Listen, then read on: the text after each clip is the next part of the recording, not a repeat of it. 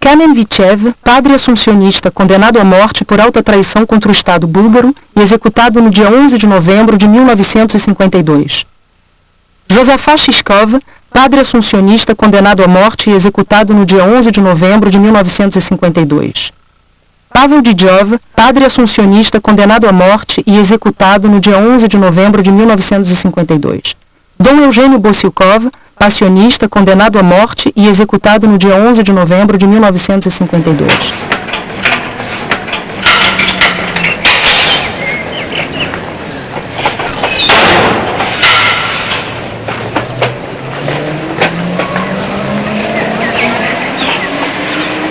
De todos os países satélites da ex-União Soviética, a Bulgária sempre foi uma das nações mais próximas e também a mais dependente da Rússia, tanto através da sua história como da sua economia e cultura.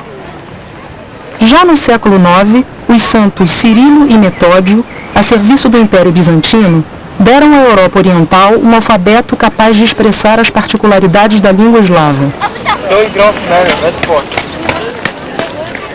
Desde sua proclamação como República Popular, logo após a Segunda Guerra Mundial, a Bulgária viu-se prisioneira da órbita de Moscou. A maioria dos dirigentes do novo poder comunista, formados na União Soviética, caracterizou-se por uma perseguição religiosa particularmente feroz.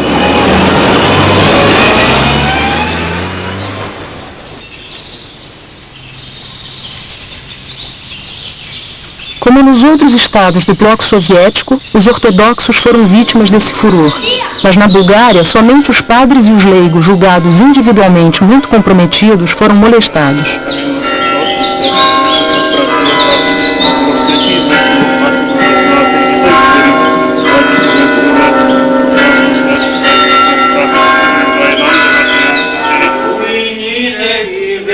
Contrariamente à Igreja Ortodoxa, a Igreja Católica foi golpeada como instituição na sua globalidade, tanto na parte latina como na de rito oriental, chamada às vezes de uniata.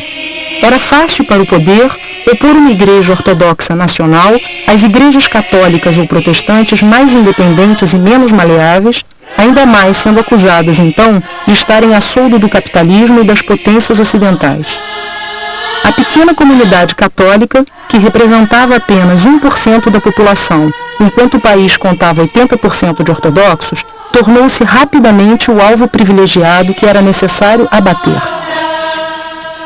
Nesse contexto, a congregação dos assuncionistas foi particularmente atingida, apesar de seu profundo enraizamento em terra búlgara. Fundada na metade do século XIX, a congregação, que é sobretudo conhecida na França pelos numerosos jornais que criou, interessou-se muito cedo pelo apostolado nos países do leste. Em 1863, o padre Galabert foi o primeiro assuncionista a ir para a Bulgária. Mantendo o rito latino ou tendo adotado o rito oriental, os assuncionistas, em colaboração com as irmãs Oblatas da Assunção, tiveram o cuidado permanente de manter a unidade entre o conjunto dos cristãos e a vontade de servir a nação que os tinha acolhido. Desde 1948, a repressão obrigou os religiosos e religiosas estrangeiros residentes na Bulgária a deixarem o país. Suas congregações gozavam, no entanto, de um prestígio considerável junto à população, sobretudo pela qualidade de seus hospitais e principalmente de seus colégios. Estes tinham formado durante várias décadas a maioria da elite búlgara num espírito de abertura e tolerância interreligiosa, com o apoio à verdade de seus países de origem, que viam nisso um meio de influência cultural não desprezível, sobretudo no campo da francofonia.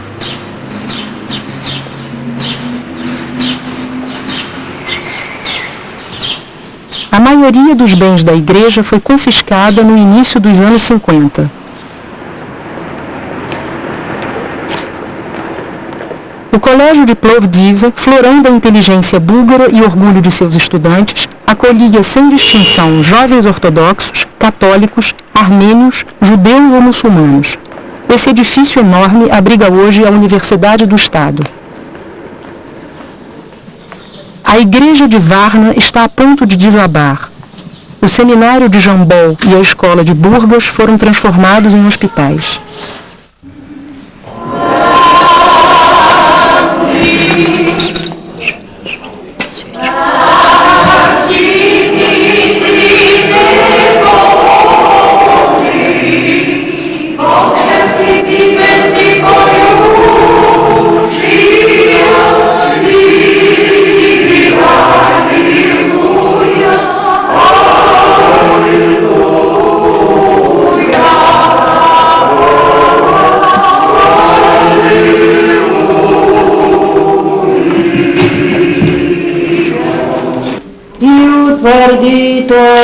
Em 1952, os padres e as religiosas católicas de nacionalidade búlgara foram, por sua vez, perseguidos pelo poder comunista. Os motivos mais fúteis foram frequentemente invocados para expulsá-los de suas igrejas e para colocar os mais recalcitrantes sem condições de atuar.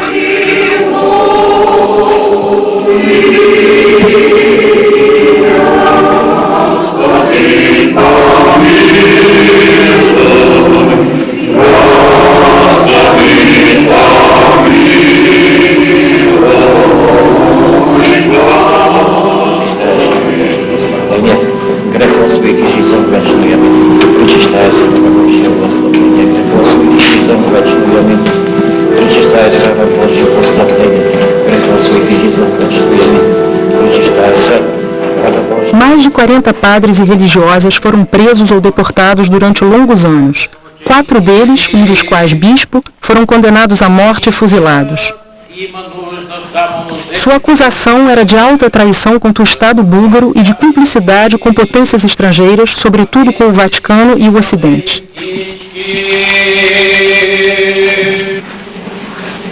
Исус му отговори, ако те не умия, нямаш дел с мене.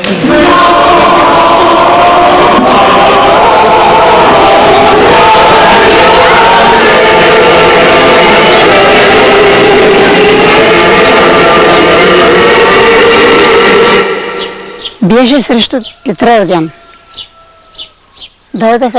Na véspera da festa de São Pedro, vieram os 3 comunistas mais influentes da aldeia. O padre estava no confessionário com uma mulher. Eles lhe disseram, saia imediatamente e obedeça. E em seguida eles subiram. Não tendo encontrado os documentos que buscavam, desceram furiosos. Fizeram o padre entrar na viatura, sem lhe permitir que se despedisse de nós. Eles puxaram e arrancaram a barba dele e foram embora. Entramos na salinha e eu lhes ofereço cadeiras para se sentarem. Dizem não e não se sentam. Mas um deles chega perto de mim e coloca a mão no meu ombro e diz: você está preso. Caí das nuvens. Preso? O que significa isso? Sim, você está preso. Mas por quê? É você que vai dizer. É você que vai dizer. E depois ele disse: para mais facilidade, tire sua batina.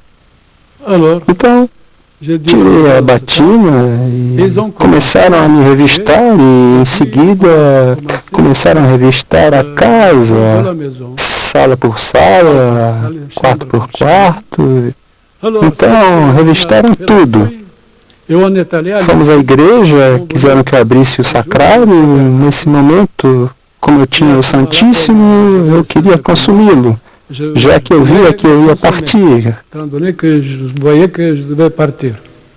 Mas disseram, não me deixaram consumir o Santo Sacramento. Penso que tinham medo que houvesse um veneno escondido ali, no caso de eu ter necessidade.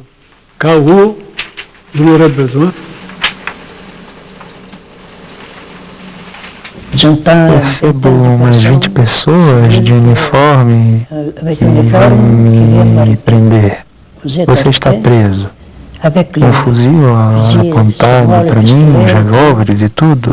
E assim me desvestiram, me puseram outra roupa, me algemaram e depois revistaram tudo no quarto, na igreja e me colocaram com os olhos vendados e assim me puseram num jipe.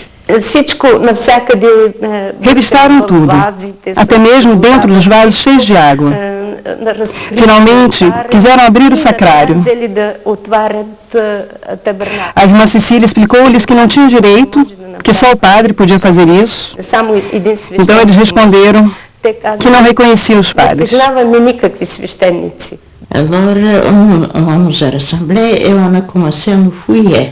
Então eles nos reuniram e começaram a nos revistar. Queriam ver o que nós tínhamos conosco. Não tínhamos armas, é claro. Mas tudo que era suspeito, por exemplo, os alfinetes, as coisas com as quais, talvez se estivéssemos desnorteadas, desesperadas, pudéssemos nos ferir. E depois começaram a revistar a casa. As outras irmãs foram despojadas de seu véu, de algumas coisas que eles temiam. Mas eles me deixaram um pouco mais vestida, se posso dizer assim, não é mesmo? Porque era tarde, eles estavam cansados. Eram 5 horas, quase 6 horas. E depois saímos, entramos num carro e eu lhe perguntei para onde me levava. Responderam, para a prisão central. A maioria dos padres e das religiosas detidos passou vários meses aqui, na prisão central de Sófia, antes de serem julgados. Era proibido encostar-se na parede. Era proibido fechar os olhos, descansar. Era proibido deitar-se na cama, repousar. Andar ou ficar sentado, esta era a regra. Assim que a gente fechava os olhos, a sentinela caía em cima da gente, olhava toda hora para ver o que fazíamos. Era assim o dia inteiro.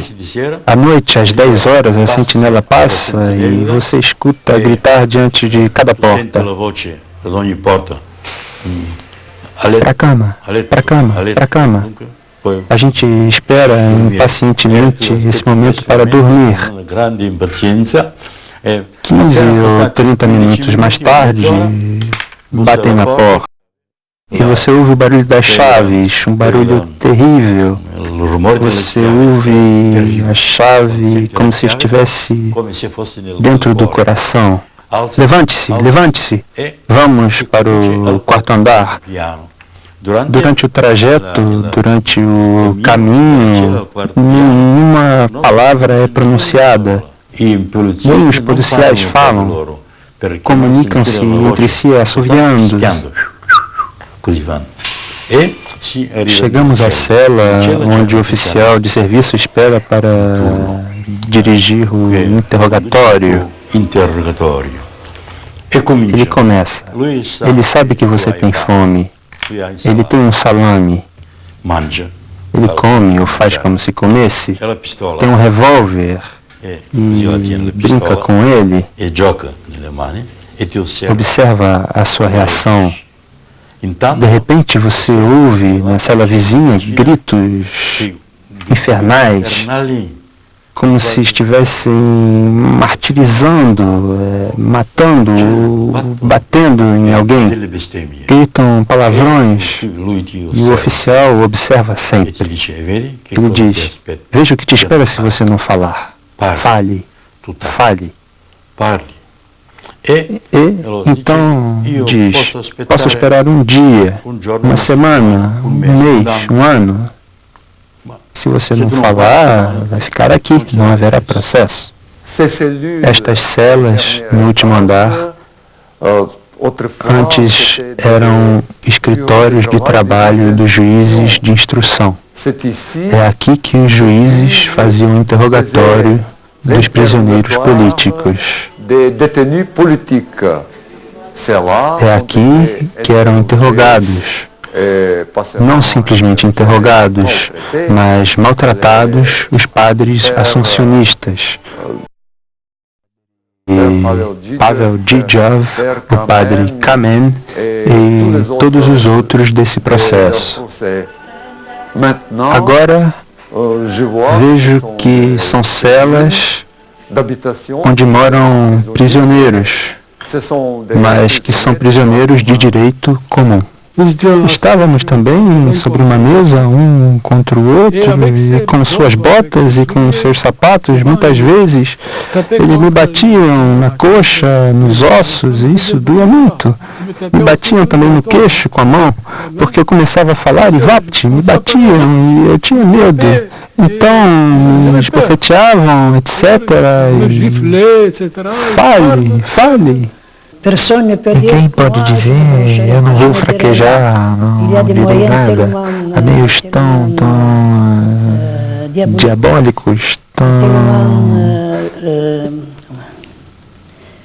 inumanos, a gente não pode dizer que poderá aguentar sem dizer nada.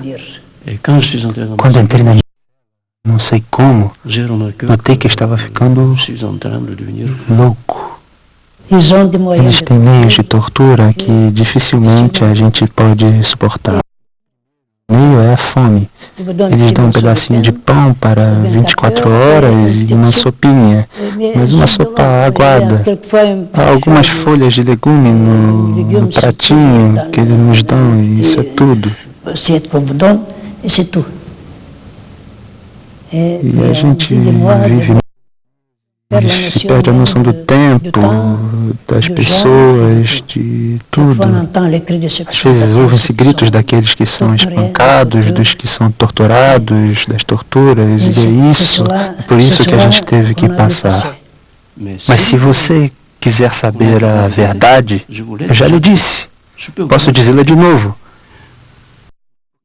Meios, não é mesmo, de fazer com que os homens fiquem loucos.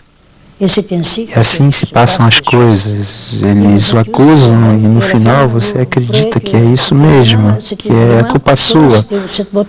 Você inventa crimes e no fim começa a acreditar que é isso, e é assim que há denúncias verdadeiras, que são mentiras. E é tudo mentira. Mas é preciso saber que os comunistas só acreditam em mentiras, as verdades no comunismo. Durante a noite, era preciso absolutamente que houvesse luz. Se a lâmpada queimasse, eles ficavam doidos. Os milicos ficavam doidos para encontrar imediatamente outra lâmpada para trocar. Por quê? Porque sua tarefa consistia em vigiar-nos para que a gente não se suicidasse. Não sei exatamente o que os outros viveram. Eu comecei uma greve de fome para morrer e não dizer. Mas é uma questão moral. Será que temos o direito de nos matar? Com algumas exceções, quase todos, a maioria, confessaram ter sido espiões sem ter sido espiões.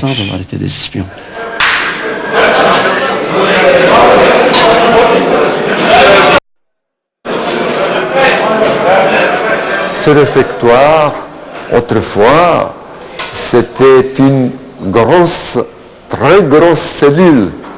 Este refeitório antes era uma cela grande, muito grande.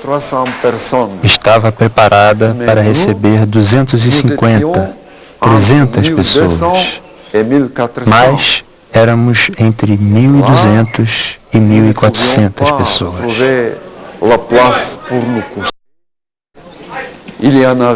Ali não podíamos achar lugar para deitar.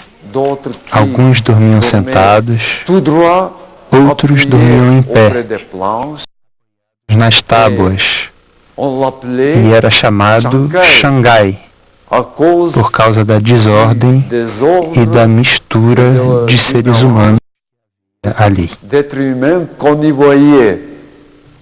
Quando eu via pais de família que tiveram que abandonar mulheres e um recurso, ficava com pena, sobretudo pelo fato de que eles sofriam sem saber por quê.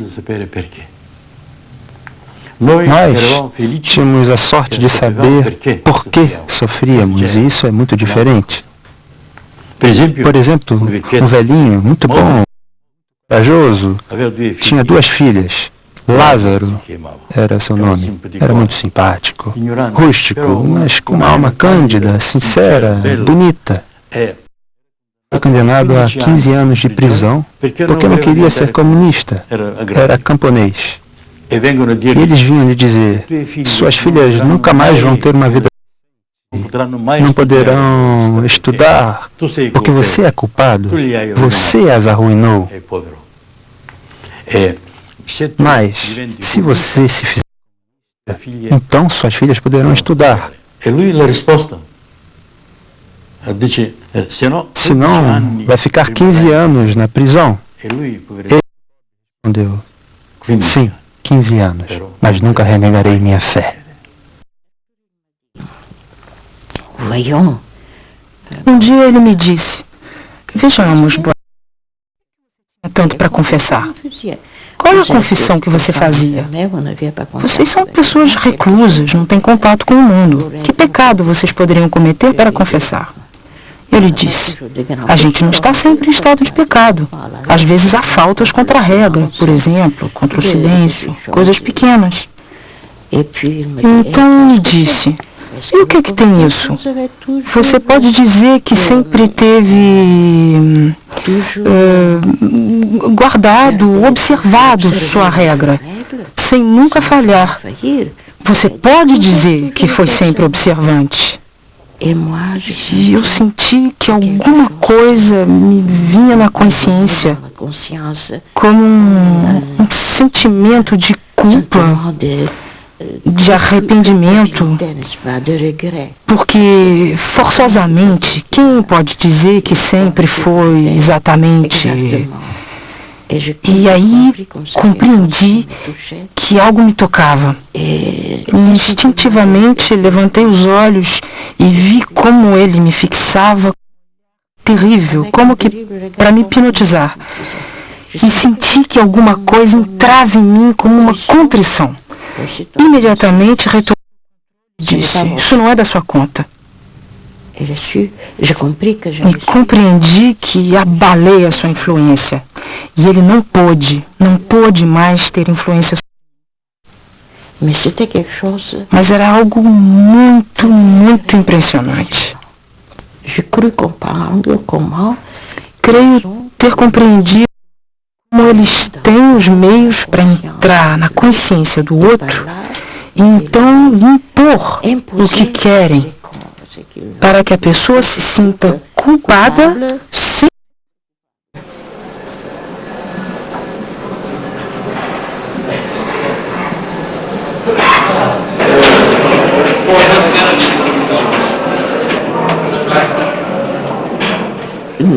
Nós não tínhamos terço.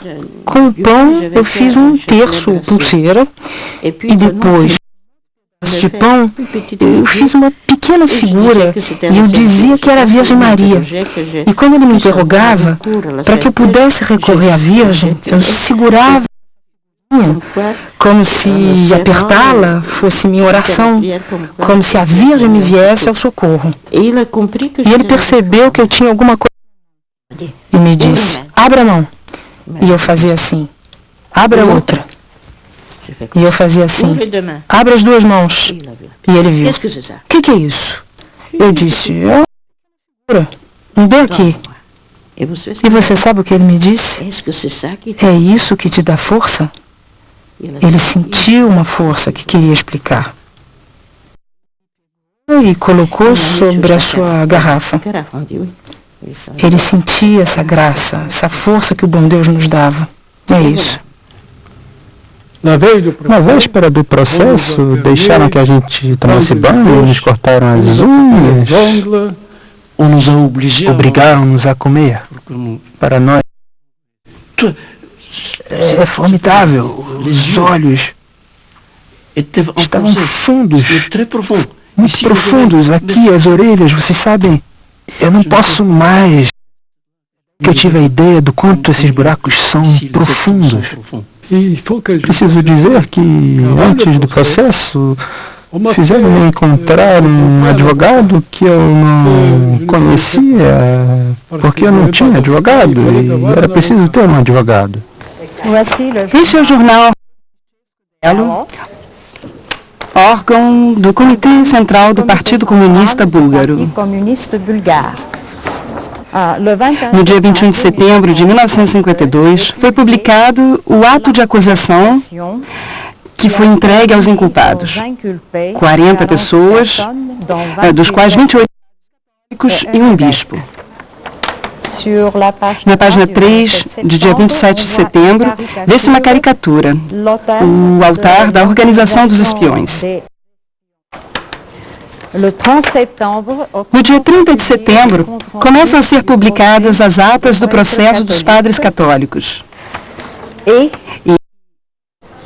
no dia 29 de setembro, há um artigo: o Vaticano a serviço do imperialismo americano.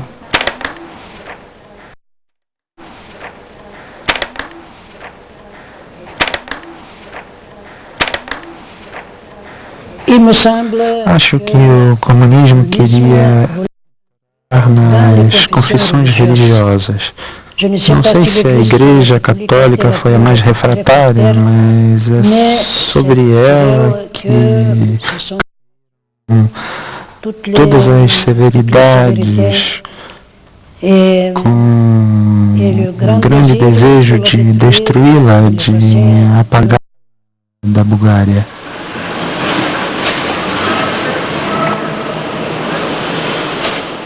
É aí que aconteceu o nosso processo.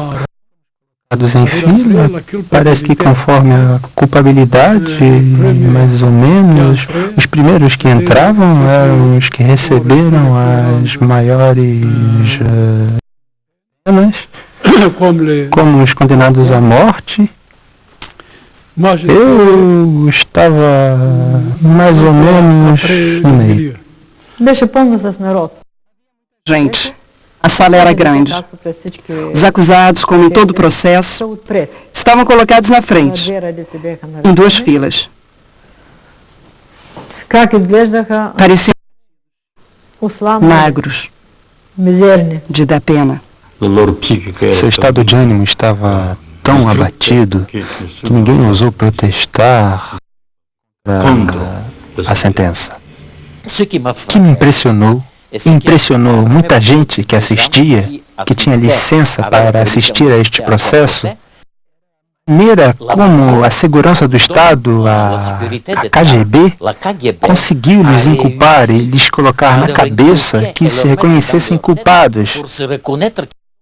Conheciam culpados como se fossem verdadeiros espiões. Na sexta-feira, ser pronunciadas durante a segunda sessão, às 18 horas.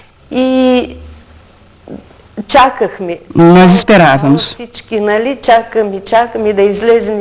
Toda a sala esperava a chegada dos juízes. Chegaram somente às 9 horas da noite. Primeiro, pronunciaram as penas capitais.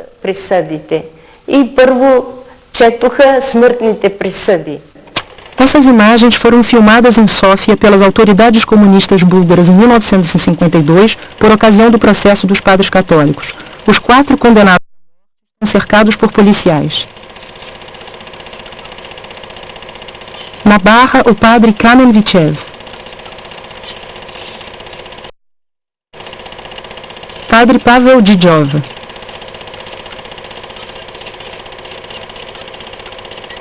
Padre Josafat Shishkov. Dom Bosilkov. Padre Kupen Georgiev. Várias religiosas foram igualmente condenadas. Os acusados eram assistidos por um advogado em Dom Metódio Stratiev. Padre Gorazd Kurtev. Padre Rabar Markov. Padre Ivan Stanev. Dom Samuel Djundrino. Petros Passov, segundo procurador. Petko Petrinsky, primeiro procurador. O presidente do tribunal pronuncia as sentenças de morte.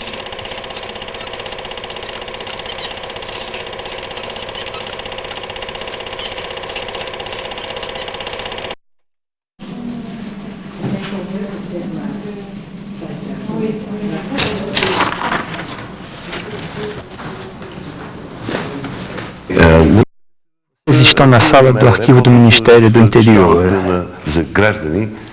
É a primeira equipe estrangeira que filma estes documentos. Este é o ato de acusação do processo contra a Organização Católica de Espionagem e de Conspiração na Bulgária, com o número 135, 1952, de Державна Сигурност.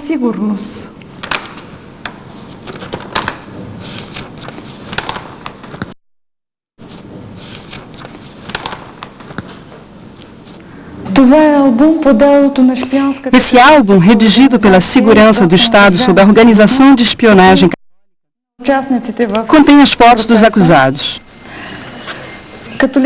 O bispo católico Evgeny Boseikov, os padres católicos e Pavel Didjov,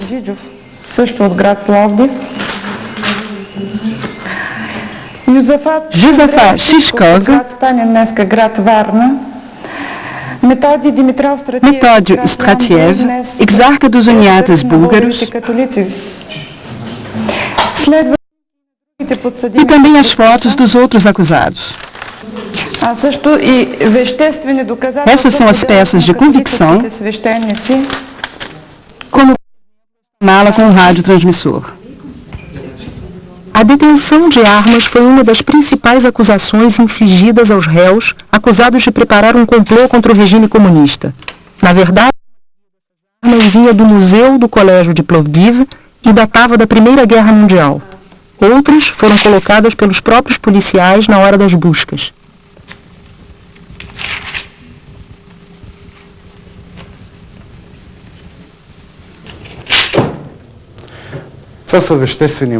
Essas são algumas peças de acusação do processo de 1952, referente aos padres que agiram contra os interesses da Bulgária. Esta mala contém um radiotransmissor, um radioreceptor, antenas e este é o estojo do revólver e as duas baterias que alimentam o radiotransmissor. Estes objetos já foram no Ministério do Interior, mas é a primeira vez que uma equipe estrangeira está autorizada a filmar este material.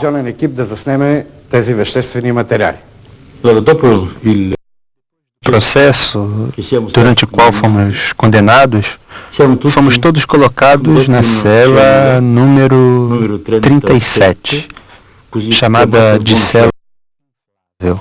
Ali fiquei 46 dias. Essa cela estava destinada a quebrar o caráter dos prisioneiros, para criar um homem novo. Foi um verdadeiro inferno para nós. De menos de 9 metros quadrados, 2,80 por 3 no máximo. Éramos uma vez umas 60 pessoas. Era impossível respirar, porque a pequena clarabóia estava fechada hermeticamente e a porta também. Faltava ar, não se podia nem respirar. Impossível deitar-se. Era preciso ficar assim, uns de pé, outros sentados. Eu, por exemplo, tinha 3 pessoas entre as pernas.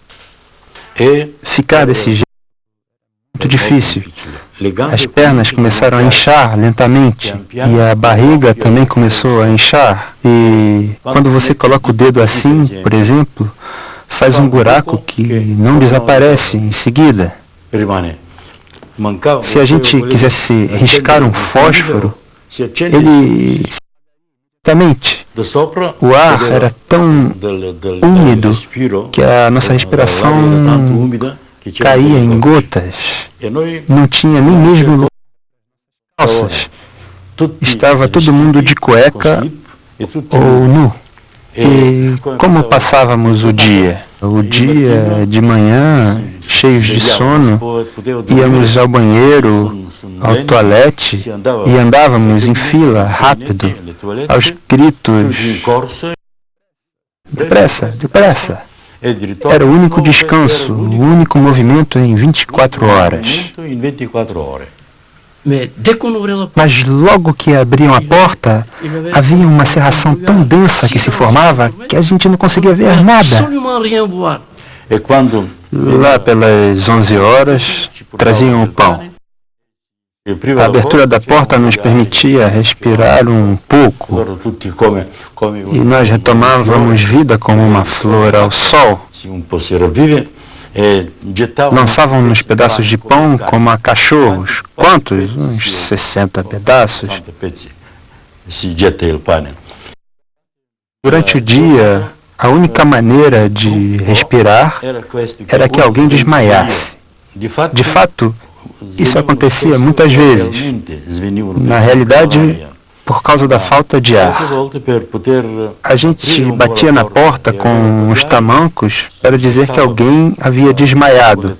O policial vinha, abria a porta e tirava para fora o infeliz, como um cordeiro morto. Jogava um balde de água e assim ele se despertava. Com isso a gente ganhava 1 minuto de ar para respirar um pouco.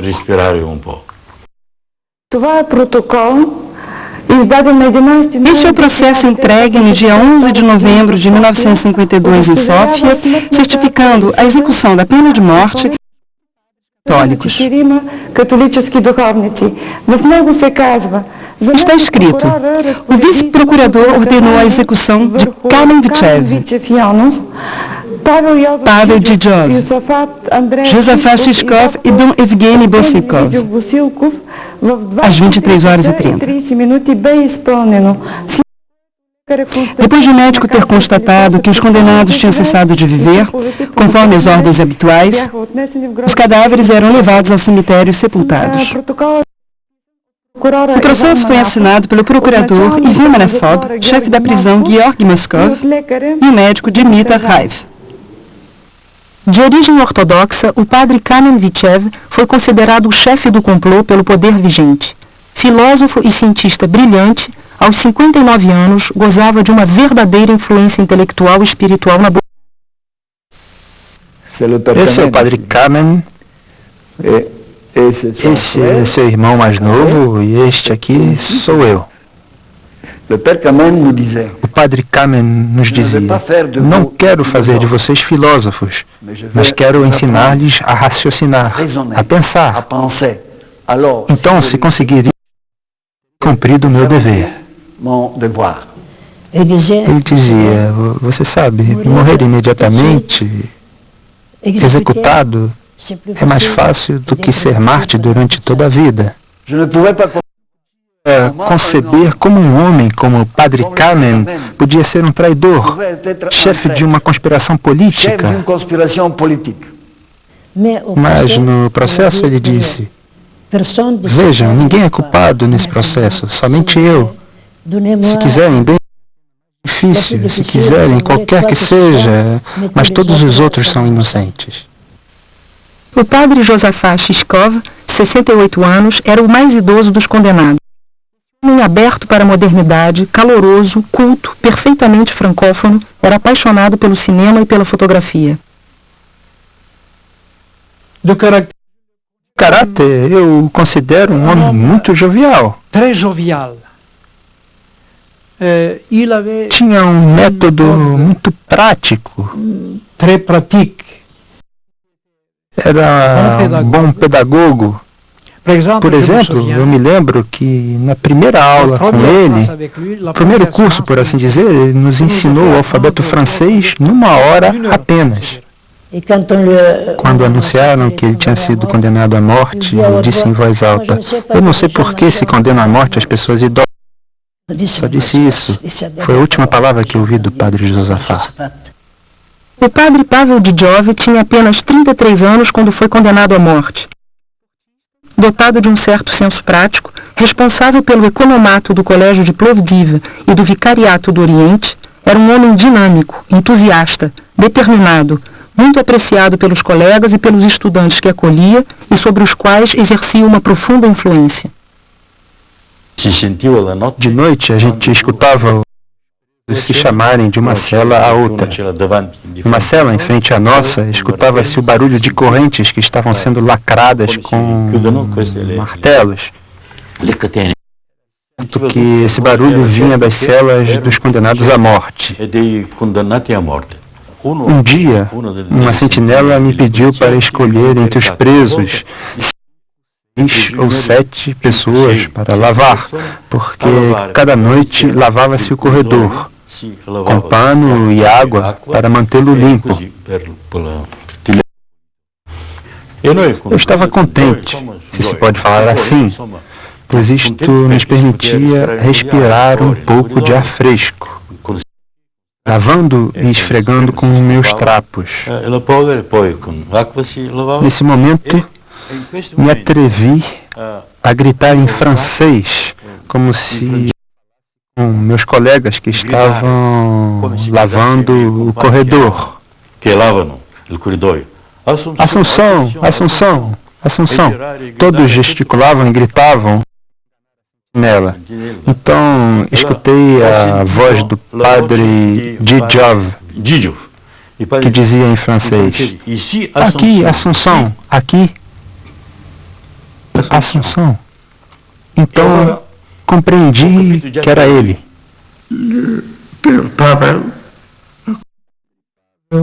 Compreendeu que estávamos no corredor. Disse: dê-me a absolvição. Então, foi-lhe dada a absolvição. Sem dúvida, ele tinha o sentimento de que em breve seria executado. E é por isso que a pediu. Cosa fai? Que coisa faz? Mas o que dizer a uma pessoa condenada à morte? Indo e vindo, eu disse: Assunção, confiteor. Ele respondeu: confiteor. Fazendo de conta que estava lavando o corredor, eu disse: absolvição, absolvição. Dei a absolvição e ele recitou o ato de contrição. Foi o único e último encontro com ele. Ele na cela dos condenados à morte, eu fora com um pano de chão, lhe dei a absolvição sacramental. Couperin estava mais perto da sua porta, é ele que lhe deu a absolvição. Eis aqui algumas páginas da confissão do padre Pavel Didjov, escritas pela sua própria mão e assinadas nas atas de seu interrogatório registradas no dia 9 de agosto de 1952. A assinatura de Pavel Didjov é seguida pela do juiz de instrução.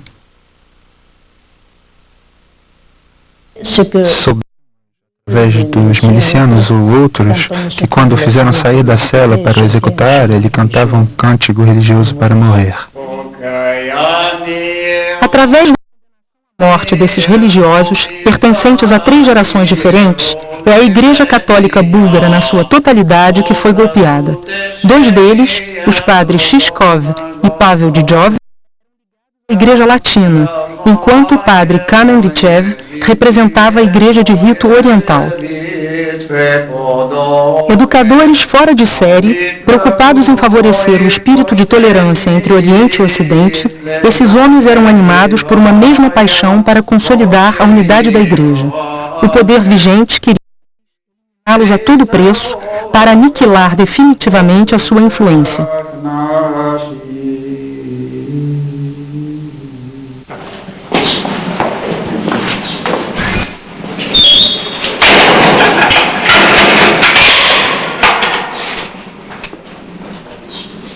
Após o julgamento, a maioria dos religiosas católicos, acusados de espionagem em favor do Ocidente, foi deportada para Belém, assim como vários milhares de opositores ao regime, para cumprir penas que iam de 3 a 20 anos de prisão. Esse antigo campo de trabalhos forçados, convertido hoje em estabelecimento penitenciário moderno para presos de direito comum, situado às margens do Danúbio. Numerosos presos políticos ali morreram de esgotamento.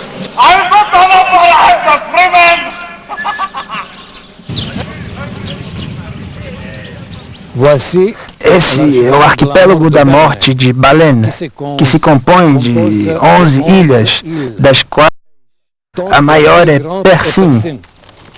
Eila.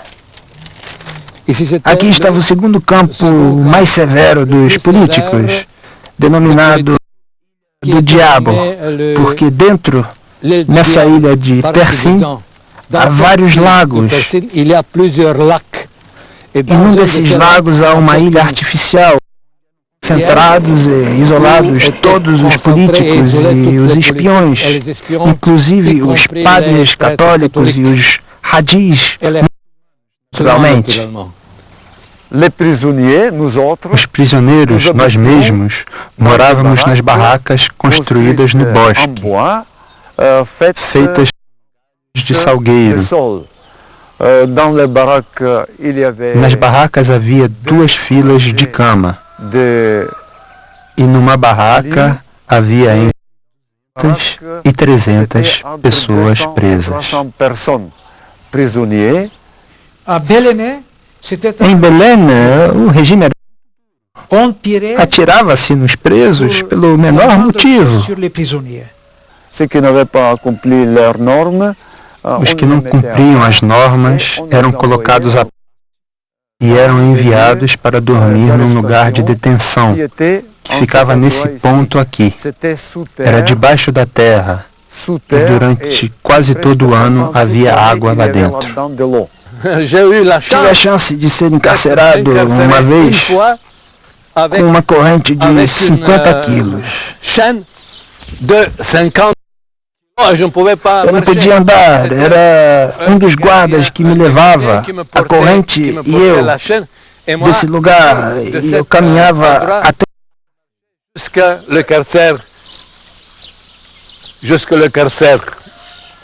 para passar ali 15 dias. No 15º dia, um inspetor veio de Sófia para fazer uma inspeção e veio até mim, no meu cárcere, onde não podia mover-me, e me perguntou: quem é você? O que você é? Você é um homem ou você é um macaco? Eu lhe disse: Sua Excelência, eu sou um macaco, não sou um homem. E ele ordenou imediatamente que me deixassem livre, porque eu o tinha lisonjeado. Eu disse que eu era um macaco. Ele estava tão feliz que confessei que de homem virei um macaco. Fui jogado na neve, com 32 graus abaixo de zero. E fiquei 14 horas com as fortemente amarradas. Durante a noite, em alguns momentos, perdi a consciência. Soltaram os cachorros contra mim. Cachorros de combate. Minhas costelas e minha mão esquerda. Minha clavícula foi deslocada. As sentinelas vestiam longos mantos de couro e botas forradas. Apesar disso, os guardas eram trocados a cada 40 minutos. E eu fiquei deitado na neve toda a noite. Os policiais saíam regularmente ao terraço para o e perguntavam se eu ainda estava vivo. A sentinela respondia: sim, está vivo, mas ao raiar do dia estará liquidado. De manhã, quando os prisioneiros saíram, eu estava lá fora. Entrar na sala de banquete, cada um me dava golpes de punho no estômago, porque eu ainda estava vivo. Então me levaram para uma masmorra onde fiquei durante 10 dias com... Me amarraram com correntes. Em seguida, já que eu não estava morto, me levaram para o hospital. Ao contato com o calor, minhas mãos começaram a se decompor e a se gangrenar. Foram cortadas aqui, em condições primitivas, uma serra de metal.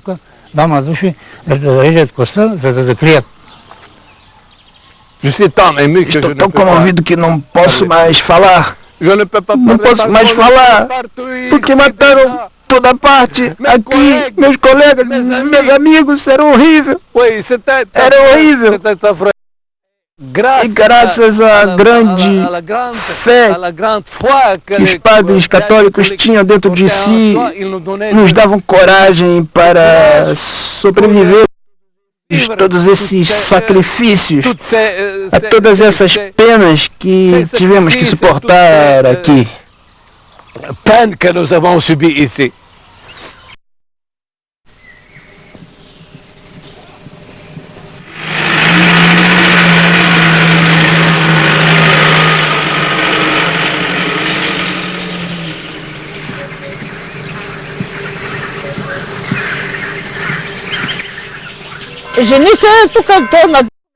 As mulheres de barco para ilhas de Sturetsa. Havia muitas mulheres e algumas delas resistiam. Eles as jogavam na água. À esquerda, vocês podem ver a Ilha das Mulheres, o Cri-Cri, como se diz. Aqui concentraram vários milhares de mulheres. Esse campo era muito violento e muito severo para as mulheres. Houve muitas mulheres que morreram ali.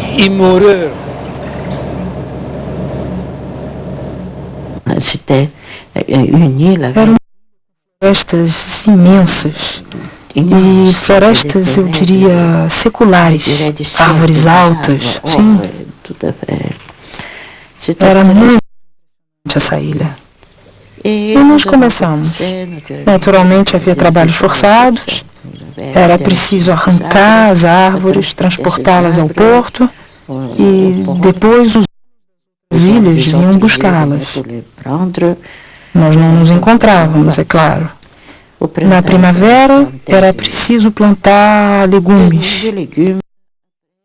Depois de todo tipo de trabalho, finalmente, no fim, nos puseram para criar porquinhos. Esses mártires são uma graça para nós. Temos mártires vivos. Esses padres que passaram quase todos 10, 15 anos na prisão, vivos. Continuaram a servir fielmente a Deus na sua igreja, aqui na Bulgária.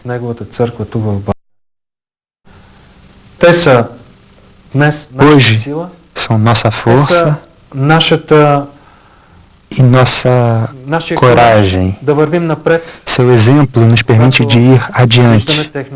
Representam o passado da igreja, um passado muito rico. Agora é tempo de avançar e de olhar para o futuro.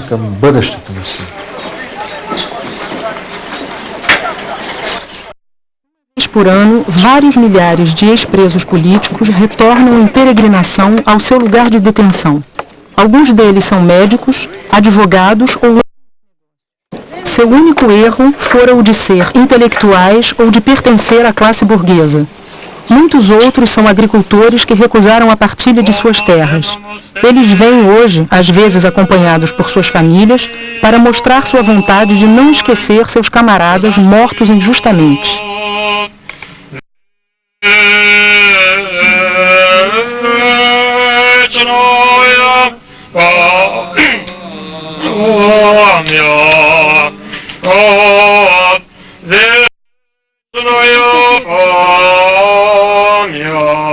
Por ocasião da cerimônia comemorativa, a multidão é abençoada simultaneamente por um padre ortodoxo e por um padre católico.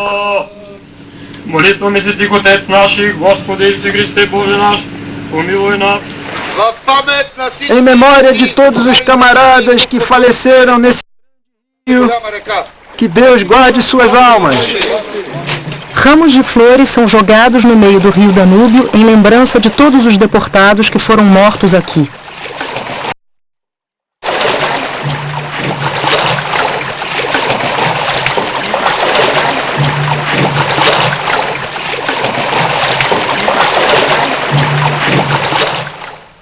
Христос воскресе из мертвых, смерти смерть поправ, Иисус тем во гробе живот даровал. Христос воскресе из мертвых, смертью смерть поправ, Иисус тем во гробе живот даровал. Христос воскресе из мертвых, смертью смерть поправ, Иисус тем во гробе живот даровал. Христос воскресе из мертвых, смертью смерть поправ, Иисус тем во гробе